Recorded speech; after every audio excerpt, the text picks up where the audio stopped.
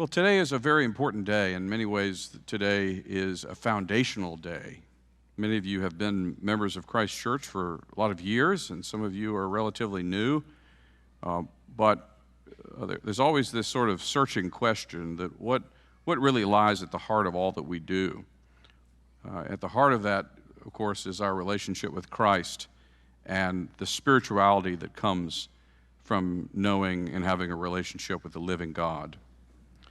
So this is why our foundations that you'll be hearing us speak about, that you'll be hearing us invest in experiences, classes, workshops, retreats, will be centered around three fundamental things that we believe are essential to every person's life: faith, connection, and well-being. Our sense of faith gives us that hope, that connection, that resilience of God living in us. We cannot manufacture our own faith. And so it is through worship and education and spiritual practices and rituals that we make space for God to come into our hearts, into our lives. And hopefully what we're able to do with ourselves and our children over a lifetime is to cultivate that so that throughout life's ups and downs, we find that, again, word resilience. Connection. In an age of loneliness and isolation, connection is an essential part of our spiritual and emotional and mental health. And therefore, we'll be reflecting on you about what relationships mean, what they look like, how we form them, and we'll be creating lots of opportunities and spaces to make that possible. And then well-being is really quite complex. It incorporates so many different dimensions of who we are: our mental health, our relational health, our financial health, our physical health, our vocational health, our financial health, our sense of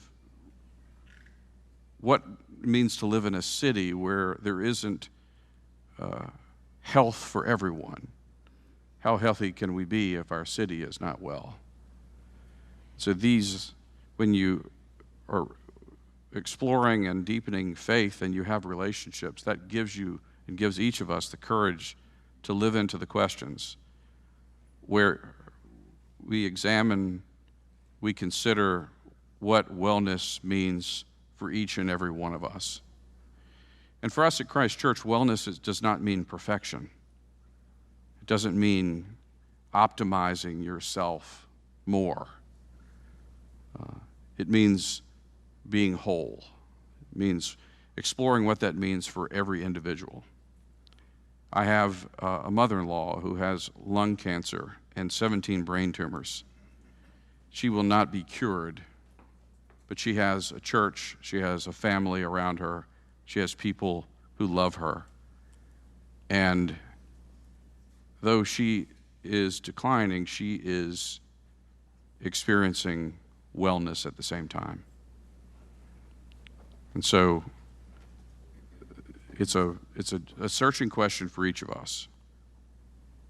And we want to be able to have resources that will enable you through faith, connection, community, and amazing thinkers to have the support and the encouragement that you need with leading thinkers with faith-based, evidence-based solutions that will not only enable you to be well, but will help you become advocates for well-being at home, in your businesses, and all the places where you have influence. So this is an extraordinary moment.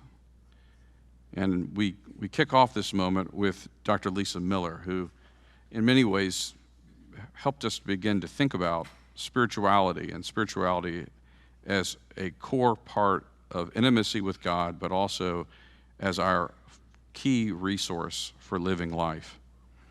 Lisa is the New York Times bestselling author of The Spiritual Child and a professor of clinical psychology at Columbia University. She is the founder and director of the Spirituality Mind-Body Institute, the first Ivy League graduate program and research institute in spirituality and psychology. She's held over a decade of joint appointments at the Department of Psychiatry at Columbia Medical School, and her innovative research, she's published more than 100 peer-reviewed articles in leading journals, including Cerebral Cortex, the American Journal of Psychiatry, the Journal of the American Academy of Child and Adolescent Psychiatry. She's the editor of the Oxford University Press Handbook for Psychology and Spirituality, the co-editor of the APA Journal on Spirituality and Clinical Practice, and a two-time president of the APA Society of Psychology and Spirituality.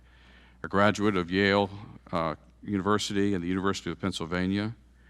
She has served as the principal investigator for multiple grant-studied research, and she is here with us today. And for the first 20 minutes, she's going to give a presentation on some of her research. Then we will have a conversation. I will have a conversation with Lisa. And then following this, those who are interested in learning more about the Center for Wellbeing, Lisa and I will go upstairs into M207 and have an opportunity for questions and answers. Please join me in welcoming Dr. Lisa Miller to Christ Church.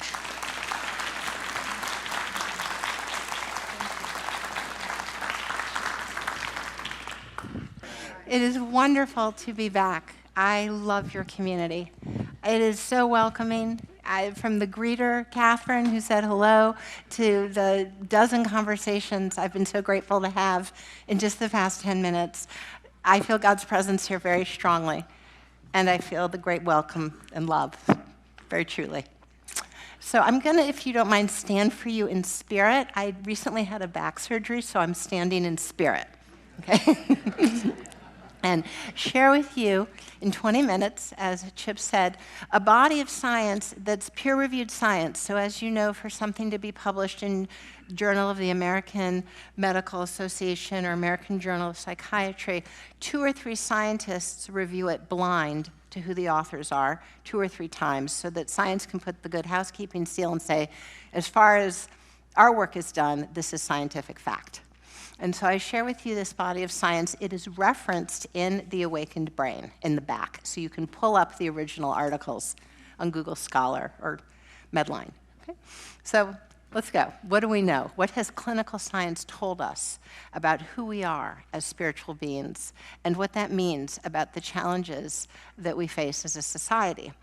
I hope as you see this roadmap of basic science, it might all the more emphasize how extraordinary your community already is and how your work with the Center for Wellbeing really will be a light for our country, a model for other cities.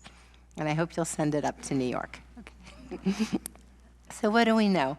Well, we know that every single one of us on earth is born an innately spiritual being, every one of us from the day we're born. Now, we around the world have many beautiful faith traditions, Christianity, Judaism, Hinduism, there are many beautiful traditions, our world religions. But if you ask a clinical scientist, what is the difference between spirituality and religion?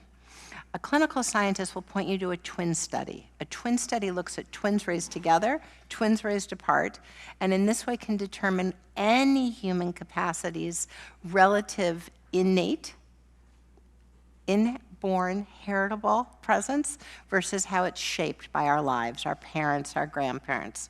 Innate versus environmental. So if you think of newborn babies you've known, I'm a mother of 3. I had a magnificent, I think I'd have a magnificent, she goes by center child, not middle child.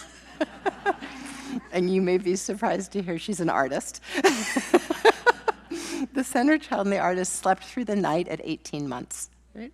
So she was born with a temperament. 4 times a night for 18 months, I walked across the house and soothed the baby. Temperament is half innate, half environmentally formed. The capacity through which we experience what Chip put so beautifully, a relationship with a living God. The innate capacity to be in a transcendent, sacred relationship, to know that we are loved and held, that we are guided, that we are never alone. That is our birthright.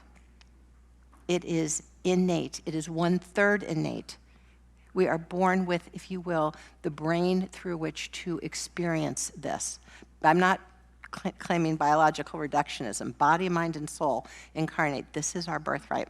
1/3 innate, 2/3 environmentally formed, which highlights the importance of our parents and grandparents, our faith community, in shaping the rich 2/3 embrace of environment that shapes our natural spiritual core. In the United States, about 70% of people say my deep spiritual life, my relationship with a living God, whatever tradition they may be, is held in my faith tradition, 70% of people in our country. And yet the formation, the 2/3 formation, happens here, happens in your lives, happens in the 10,000 exchanges by the locker. Who are we? What is the nature of life itself? And because body, mind, and soul, we are born with this birthright, it naturally has a home in the brain, a neurodocking station, if you will. And we published this in JAMA Psychiatry in 2014. Broad, these are huge regions represented in red, of cortical thickness, which is strength, processing power, across the parietal, precuneus, and occipital, regions of perception, reflection, and orientation, which means I can live in the same house, with the same family, go to the same school, have the same job, and through the red brain, it all looks different. There is a deeper look into life. The people who you see here in this portrait sustained a spiritual life over 8 years. This was not data collected on one day, but we saw over time, day in and day out. I turn to God for guidance in times of difficulty. When I have a tough decision to make, I ask, really, what does God want me to do? That is not just a thought or a belief, that is a lived dynamic relationship.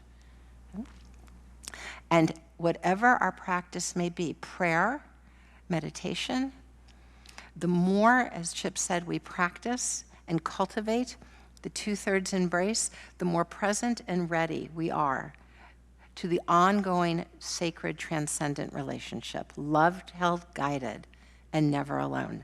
Now, as you know, in our culture right now, we face a pandemic in all decades of life of addiction, depression, and even suicide. And yet the pandemic of mental health presses most acutely onto Gen Z. High school, 18, 25-year-olds in college, emerging adults, the rate of death by suicide now rivals the rate of death by auto accident in high school. So it is not by cancer or COVID or, as tragic as what we have out there, it is foremost by suicide that young people are at risk. And yet we know how this happened. 40 years ago, in a good attempt to be inclusive, our country threw all religion out of the public square and actually became radically exclusive. We threw the spiritual baby out with the bathwater and became spiritually non-conversant. And it's time now, society has grown up, to think about how to bring that back. The second thing we lost when we threw religious life out of the public square was we lost pluralism. I want to hear about Easter and Christmas, and I want to tell you about Hanukkah and hear from my friend about Diwali. This is our great American way, pluralism, to voice our spiritual life and who we are. So society's grown up. Can we bring back into our schools and boardrooms, just as we have diversity and inclusivity around race and gender and orientation, spiritual inclusivity, where we're whole, and we put the spiritual core back into the whole person to help young people get up on top of this tidal wave. Because emerging adulthood is actually a growth spurt. Any innate human capacity has a developmental trajectory. So remember, between freshman and sophomore year in high school, we came back from summer and everyone shot up, right? They were 3 inches taller. I turned 42 and suddenly I needed reading glasses. Suddenly, overnight, within 2 weeks. Well, there is a growth spurt.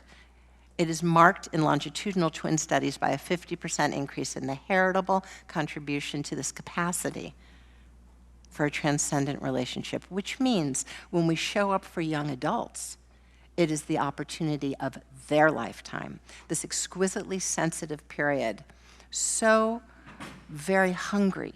as a young adult? What is my purpose? And I don't mean, am I going to be a lawyer or doctor? Ultimate purpose.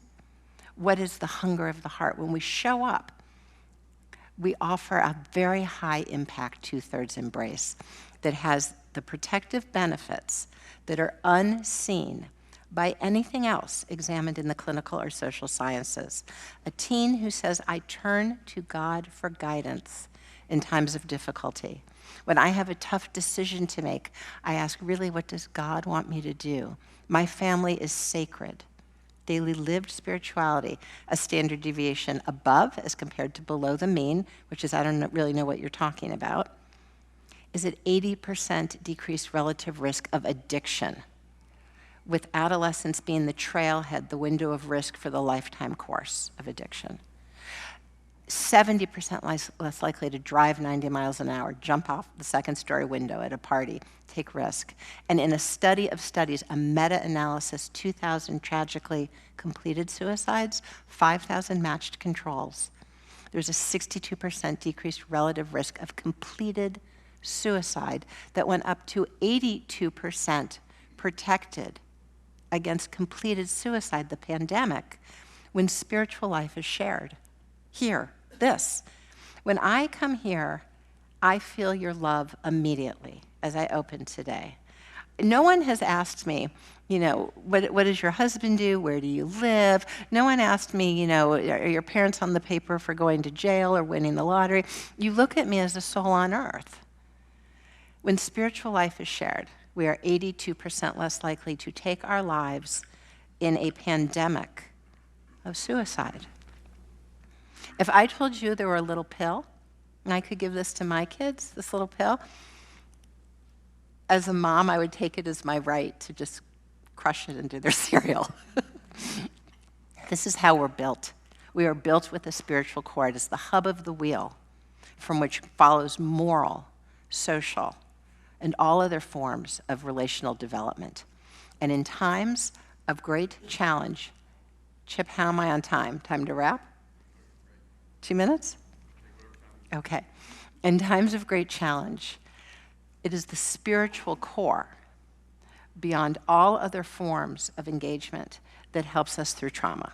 Trauma is a gateway to spiritual deepening, spiritual awakening. We are not made less, we are made more when we engage trauma as a possibility for post-traumatic spiritual growth. This is a study of over 3,000 vets, all of whom were in combat, everyone in this study, and who, to be in this study, met criteria for post-traumatic stress disorder, PTSD. And what you'll see as you go out the x-axis, more struggle, more symptoms, more sleeplessness, more anxiety. Well, up the x-axis are units of growth. More struggle, more growth. More struggle, more growth. More struggle, more growth, until we're so far out the curve we need support to grow. And when we look at the predictors of getting up on that curve, access to the experience, putting it in words, sharing it in a group, and then shining the light of our sacred, transcendent relationship.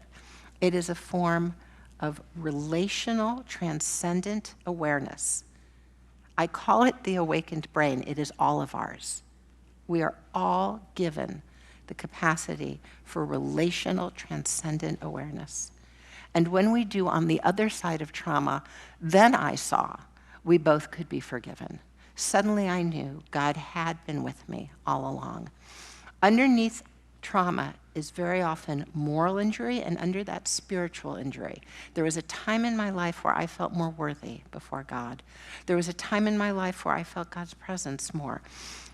When there is trauma and spiritual injury, there is the opportunity to directly engage spiritual injury with spiritual renewal and reawakening. Developmental depression, post-traumatic spiritual growth, this is our capacity. In the darkest hour is the beginning of illumination. Suffering is the ignition for spiritual growth and deepening, our awakening. I want to share with you a bit of the upside. When we looked at young people who did build a spiritual core, we noticed that they were high in grit, high in optimism, high in meaning. And when we looked at people who struggled with the character strengths and virtues, we found that they had yet to form a strong spiritual core, which means all outside-in efforts to build grit, to build optimism, are deeper and more long-standing when we build the spiritual core. I invite you to think of a young person you know with lots of grit. Now, lots of optimism, commitment. Does this person have a strong spiritual core? And what was the 2/3 embrace? Because life looks different with and without a spiritual core. The challenges of who we are, whether we are 40, 50, 60, 70, 80, or 15, are all understood with or without a spiritual core. Let's start with who am I? Every teen wants to know, who am I? Well, who am I in a public square minus the spiritual core? I am the one who made varsity as a sophomore. I am one of the best athletes in my school. Actually, who am I? I was cut as a junior. I'm not much of an athlete. Who am I? I took 4 APs, and I'm going off to Caltech. Who am I? I didn't get in anywhere. I am my outward performance, my parts and pieces. That is a transactional notion of who I am. Life without a spiritual core.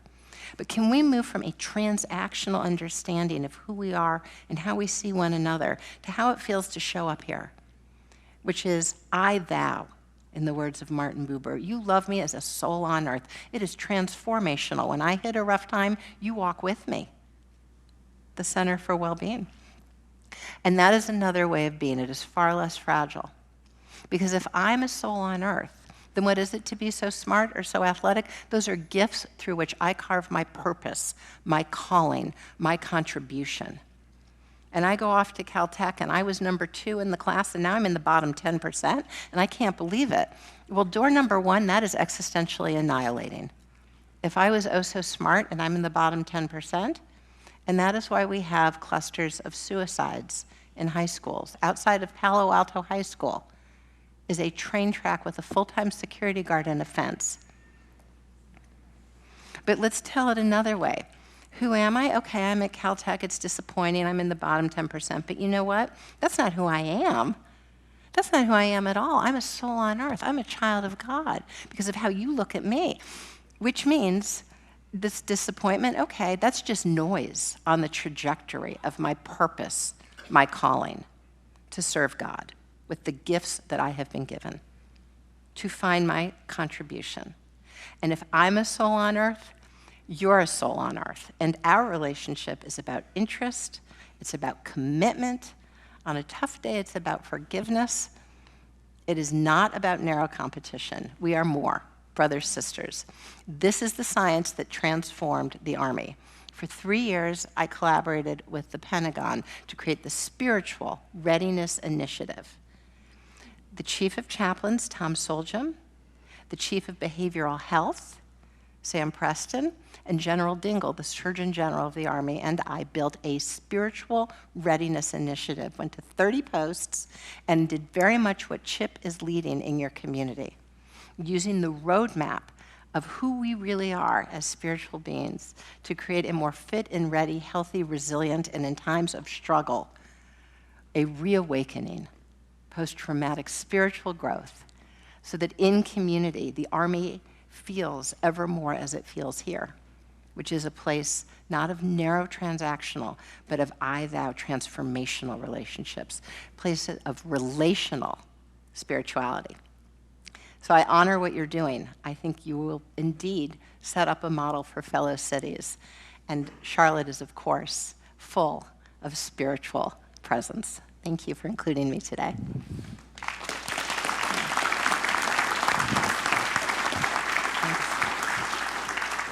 Thank you. Thanks. All right.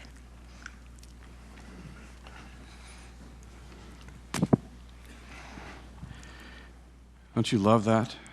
Spiritual Readiness Initiative. Are you ready for an initiative to build your spiritual core? Are you ready for an initiative to build the spiritual core of our children, of our youth? of middle-aged, slightly chubby people like me, of seniors who are feeling social isolation. Yeah, this is our in many ways our master work, and it's 100% in our wheelhouse as a church, because there's this great why behind everything that we do, and worship and education and experiences throughout our year is to build the spiritual core.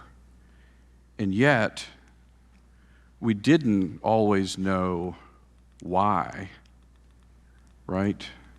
The why behind it. And I think this is a slide we all need, don't we? This is a slide we all need to really sit and think about. I know that religious life can feel like more like an obligation. And not really sure what the point of it is. And yet at the heart of it is that if you strip away everything, the why behind it is to build the spiritual core, the relationship with God.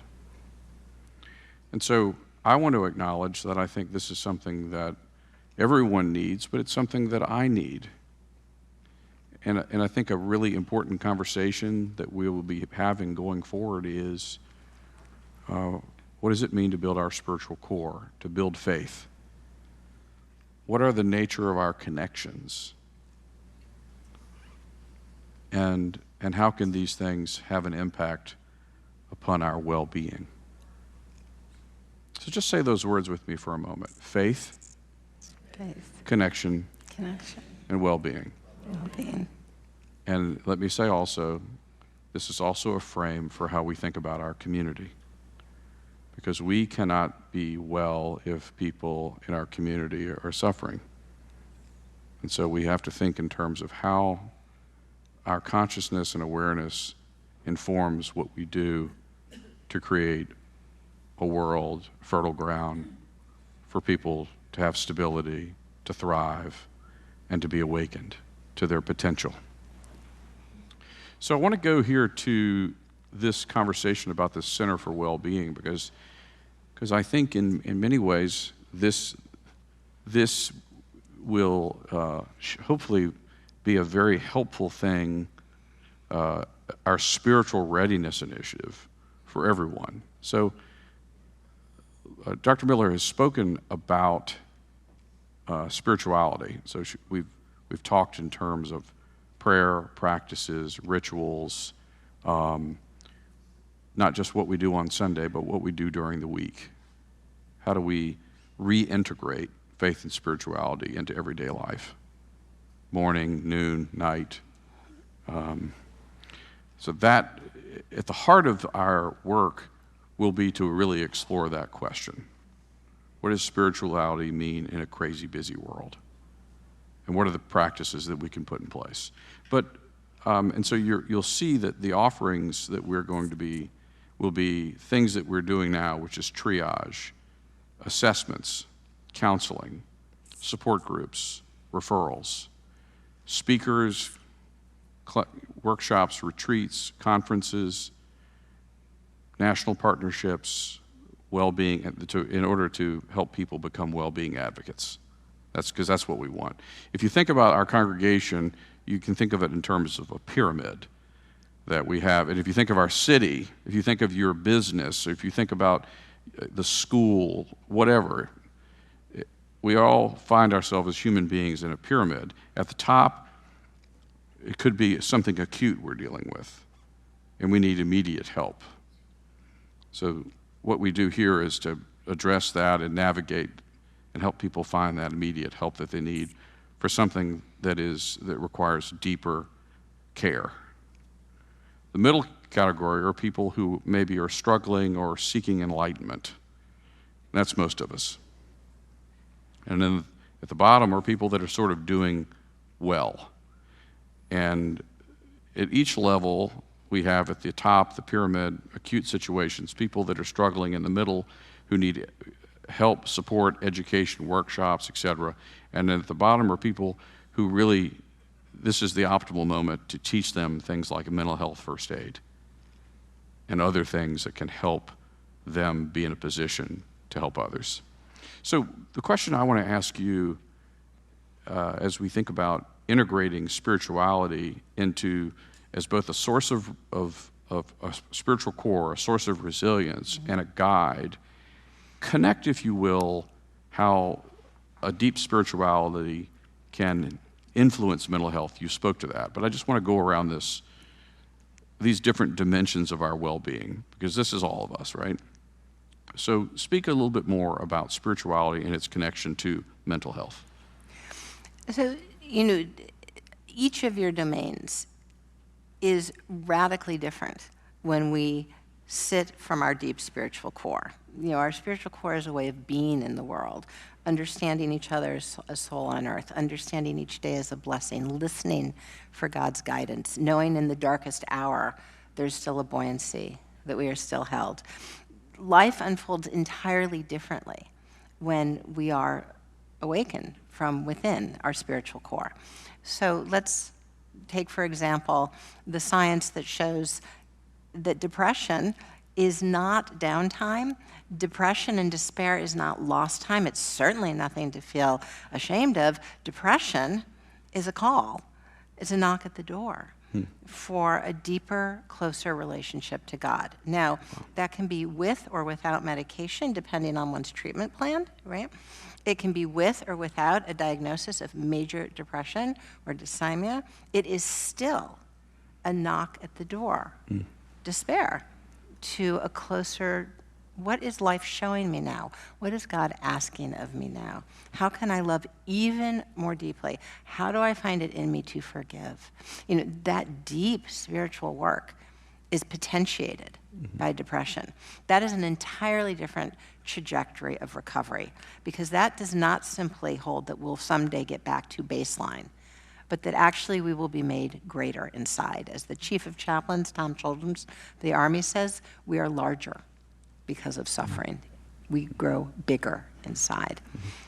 That's a very different frame, isn't it? Very different, foundationally different. Yeah, so I think you're going to see that coming from a spiritual perspective offers a different frame. Let's go to a different frame for if I approach relationships from the perspective of spirituality. How does that reframe and guide my relationships in a different way? Well, certainly one of the most intense relationships for those who choose it is marriage. Right? Really? Yeah. And when things are naturally at moments challenging or painful or difficult, is marriage a contract? Or is, more deeply, from a spiritual point of view, marriage not only a contract, marriage is a calling? Say more about that. Different How is marriage a understanding. calling? How is marriage a calling? Because it's not about each person meeting the mark and doing well enough. Sometimes the other person, or we ourselves, may not meet the mark. The contract would be broken if this were a transaction, but it's not a transaction. From a spiritual point of view, we are walking a spiritual path. This is a journey. And the level of forgiveness is far greater than what we would bring perhaps to a business deal. It is a walk together. It is a calling. To walk with each other as a soul on earth to realize the fullness of our love and who we are and for our family. And that, in God's presence, is not a contract. Talk to me about spirituality and parenting. So, I'm a mom, as I shared with you, of 3 kids. And the science is a beautiful mirror of who we are as parents and grandparents. Because it is not often, it is almost never, simply, rarely, by picking up a book at 20 that the child realizes their spiritual path. In the formation of the spiritual child or the spiritual teen, there is the rich 2/3 embrace of the spirituality and religion held in the family and in the community. in the making of the spiritual child, there's an equal contribution of we as parents and grandparents walking the walk, living out our spiritual values, and talking the walk, being transparent about our own spiritual and religious life, praying out loud before dinner, and when something is, I'll give a story. Can I give a brief story? Please. Okay. So whenever I'm critical, I start at home. And so I'll be critical of myself. I was, at this point, my kids were young. I think they were 2, 3, and 4. So there were 3 car seats in the back, the middle row, and I hadn't slept in, 18 months. Maybe more like 2 years. And we pull into the Starbucks. I have everybody with me, and we go into the Starbucks, and I'm tired. And there happens to be a wheelie chair, and I trip over the wheelie chair, and I go flying, and I break my elbow. And my little one says, "Mama, get up. Mama, get up." And I will confess that I was probably not very gracious to the barista. And I felt badly, because it wasn't the barista's fault. And so the kids get their little juice, and we get in the car, and my elbow's in this little thing, and I think, you know what? I've got to fix this. I've got to fix this. I was rude to that poor kid behind the counter. Right? So what do? It's awkward. I turn around the SUV. We go back to the Starbucks, walk the walk. And I, bringing the kids with me, I go right up to the barista, and I said, "Listen, I'm really sorry. I hadn't slept, and my arm hurt, and I'm sorry, I wasn't very polite to you." And of course he remembered, and he lit up. And he said, "Thank you, but actually I really appreciate your coming back and everything. You're one of the nicer ladies that comes in here. We're now friends." Mm-hmm. Mm-hmm. Walk the walk. And just as things need to be fixed relationally, so too, in my view, with God at the spiritual level. So I turned to the kids. We're in the car. We're back in the car now. And I said, "I'm glad we fixed that with our friend. But could you join me now in a prayer? Because I feel like there's an opportunity to be renewed with God." And so in our family, our prayer is, "Dear God, please forgive me for being unkind to your son. And please renew my heart that I might be ever more present to you, feel your great love, and bless our family in your love." And the kids got it, that you can fix things in the human plane and fix things in the relational plane. Why is that important? Because walking the walk and talking the walk, transparency, shows that the relationship with God is real, our greatest spiritual core. This is real.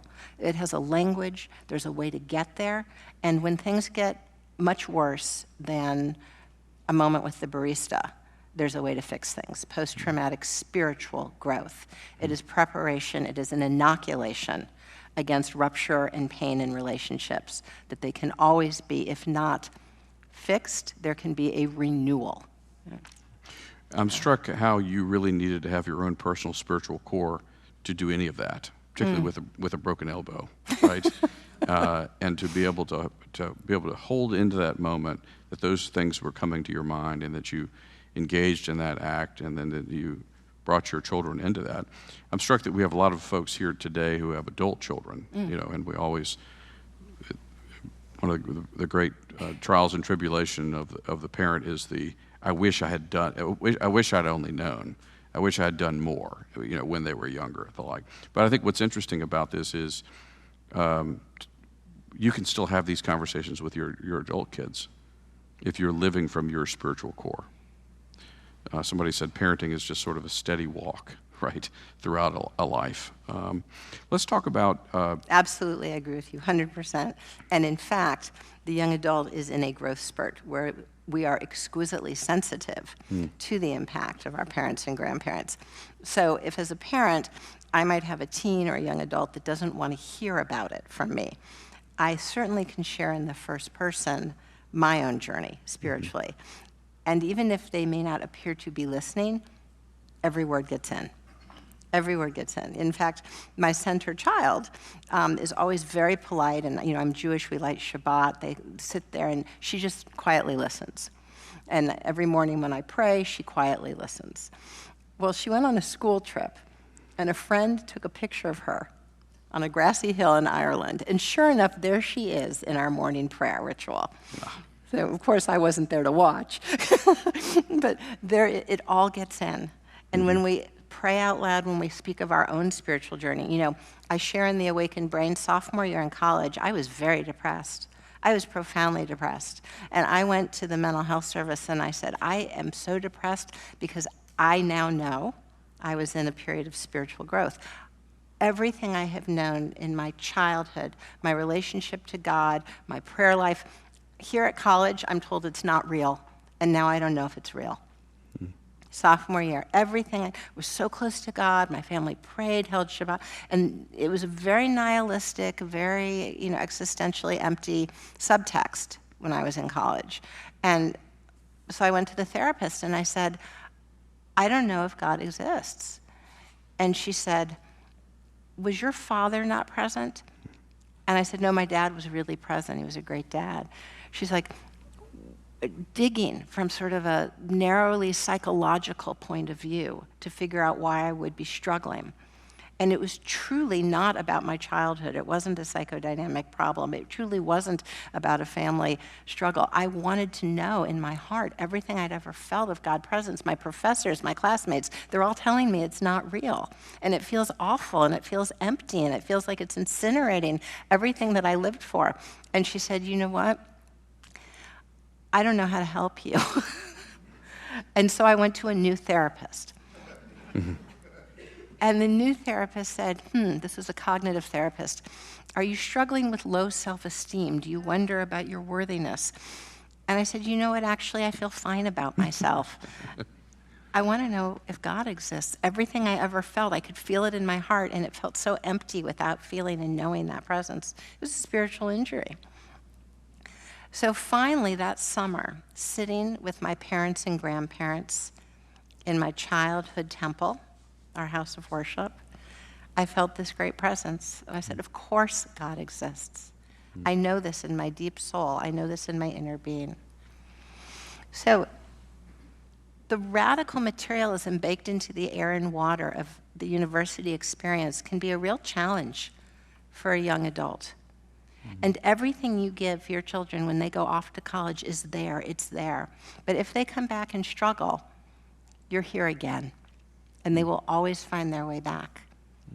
Spiritual coming of age, the me and not me, what is true and right. Everything you gave in the first 18, 20 years, it's in there. And they can always come back. It makes all the work you do even more important.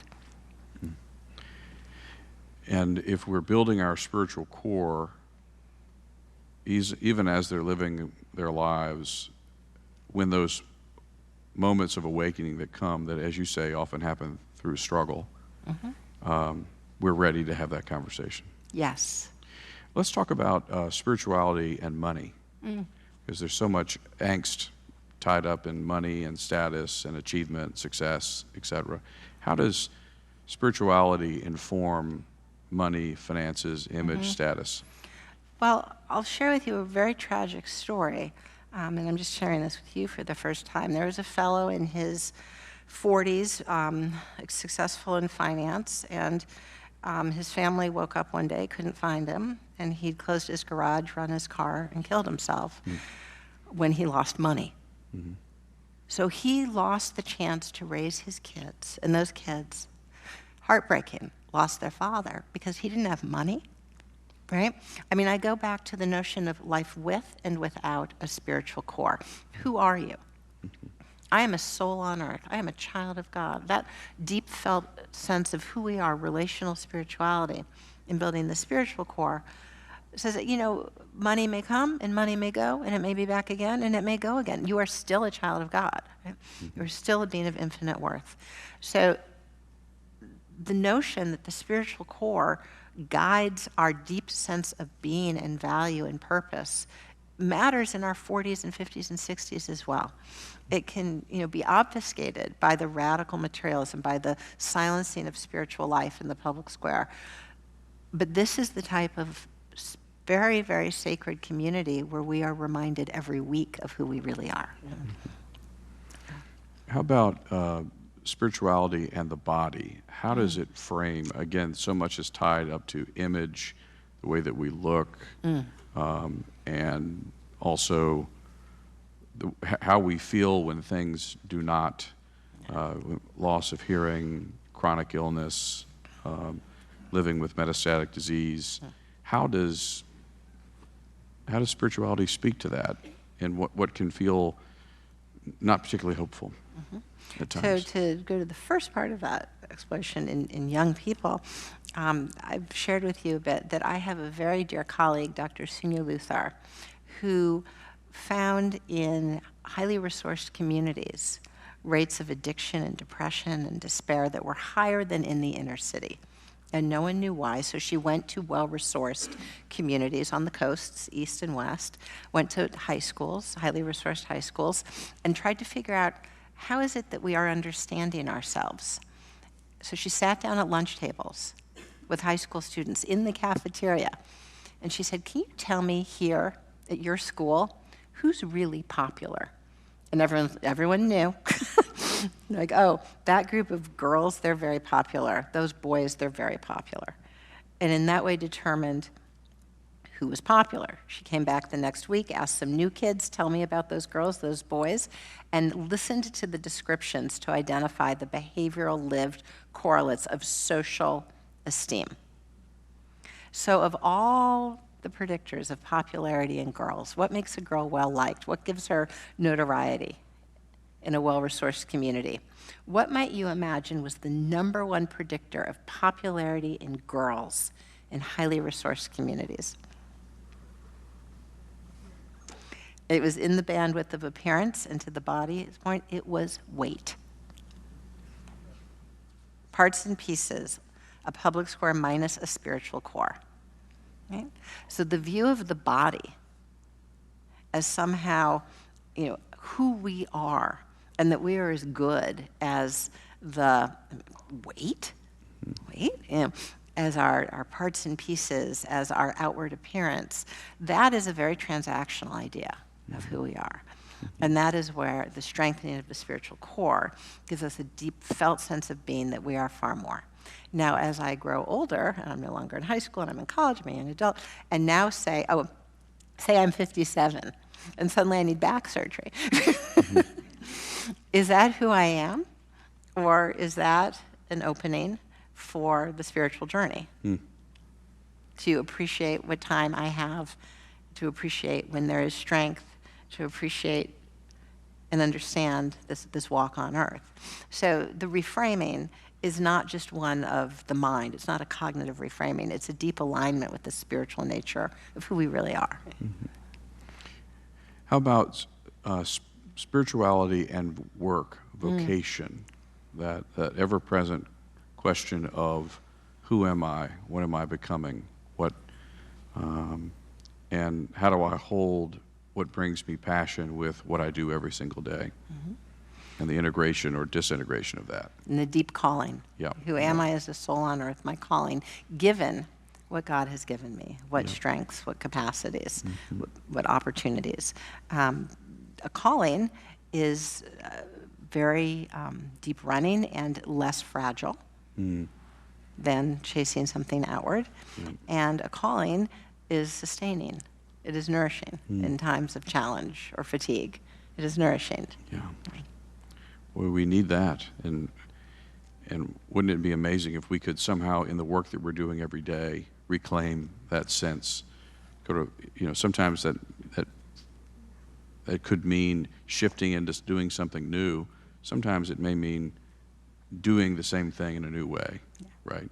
But whether we're 35, 65, 85, figuring out what our gifts and talents are and living a sense of purpose and meaning, that sounds like a pretty extraordinary life. Yeah. So you see,